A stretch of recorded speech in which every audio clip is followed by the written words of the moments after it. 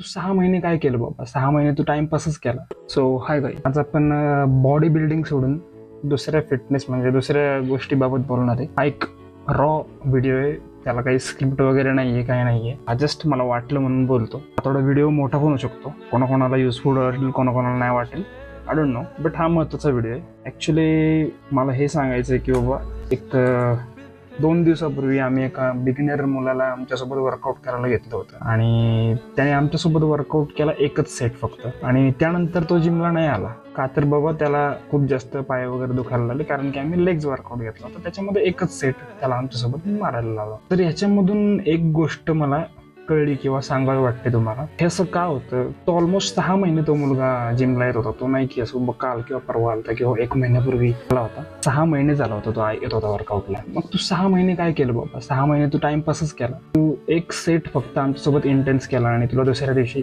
जिमला यायला नाही जमलं. त्याचा अर्थ तू टाइमपासच केला. तर यामध्ये मी म्हणत नाही त्या मुलाची चूक आहे किंवा काय, इथून पुढच्या पिढीसाठी म्हणजे त्याचं कोर स्ट्रॉंग नाही. कोर इन द सेन्स त्याचं बेसिक एक्सरसाइज नाही, त्याला ग्राउंड फिटनेस, त्याला रनिंग और एल्स दुसरे कोणते गोष्टी असतील. आता मी स्वतः ब्लॅक बेल्ट आहे मार्शल आर्ट्स. मी 8वी 7वी 9वी 10वी याच्यामध्ये भरपूर वर्कआउट केला. वर्कआउट इन द सेन्स मी जिममध्ये नाही केला, पण ग्राउंड फिटनेस खूप केला. मी खेळलो खूप, मैदानी खेळ खूप खेळलो. क्रिकेट म्हणा, फुटबॉल म्हणा किंवा रनिंग खूप केलं. मी रोज रनिंग करायचो. मी स्विमिंग पण खूप केलं. मी कोरचे एक्सरसाइज भरपूर केले. त्यावेळेस मी तसंच माझी बोन डेन्सिटी किंवा असं म्हणता येईल की मी स्ट्रॉंग झालो. I am strong enough to carry the pain in the gym right now, असं म्हणता येईल. तर मला एवढंच म्हणायचं आहे की तुम्ही कोणी 8वी 9वी 7वी या एज ग्रुप मधलं कोणी हा व्हिडिओ बघत असेल किंवा त्यांचे पालक बघत असतील, त्यांच्यासाठी माझं एकच सांगणं आहे की तुम्ही 8वी 9वी 7वी 10वी याच्यामध्ये फोनकडे जास्त अट्रॅक्ट होण्यापेक्षा ग्राउंड फिटनेसकडे जास्त अट्रॅक्ट व्हा. त्याच्याने तुमचं बेसिक्स स्ट्रॉंग होईल.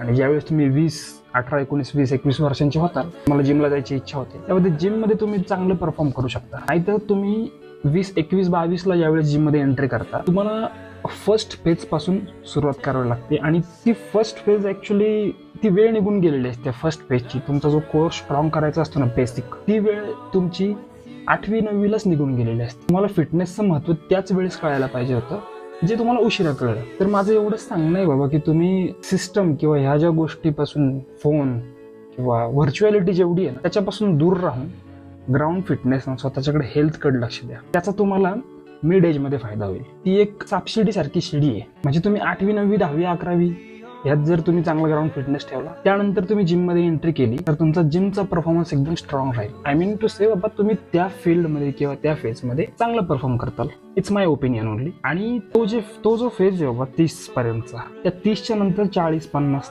त्यामध्ये तुम्ही स्ट्रॉंग राहाल कारण की तुम्ही 30च्या अगोदर जे केलं ते खूप स्ट्रॉंगली परफॉर्म केलं. म्हणजे ही पायरी आहे की डायरेक्ट तुम्ही असं 22, 23, 24ला येणार, जिम मारणार आणि तुम्ही तसं. It's not like that. तुमचं बेसिक स्ट्रॉंग पाहिजे, तुमच्या अंगात स्ट्रेंथ हवी आहे, तुमच्या बोनमध्ये पण स्ट्रेंथ हवी आहे, आणि ती निर्माण होईल फक्त आणि फक्त तुमच्या ग्राउंड फिटनेसने. मी म्हणत नाही की तुम्ही 8वी 9वी 10वीला जिमला जा. माझं म्हणणं आहे 8वी 9वी 10वी 11वी 12वी जे तुमचे टीन एजचे जे वय ग्राउंड फिटनेस करा, स्ट्रॉंग व्हा, त्यानंतर जिममध्ये जा. त्याचा तुम्हाला 100% फायदा होईल. हा माझा पर्सनल अनुभव आहे. हा काही मी असंच व्हिडिओ बनवायचा म्हणून बनवत नाही. हा एकदम रॉ व्हिडिओ आहे, फिल्टर व्हिडिओ आहे. याच्यामध्ये काहीच नाही. मी जस्ट बसलो, तुम्हाला आठवलं असं आहे. तर यामध्ये तुम्ही एवढंच घ्या की बाबा, just don't go and just lift the weight. जर असं ग्राउंड फिटनेसकडे लक्ष द्या.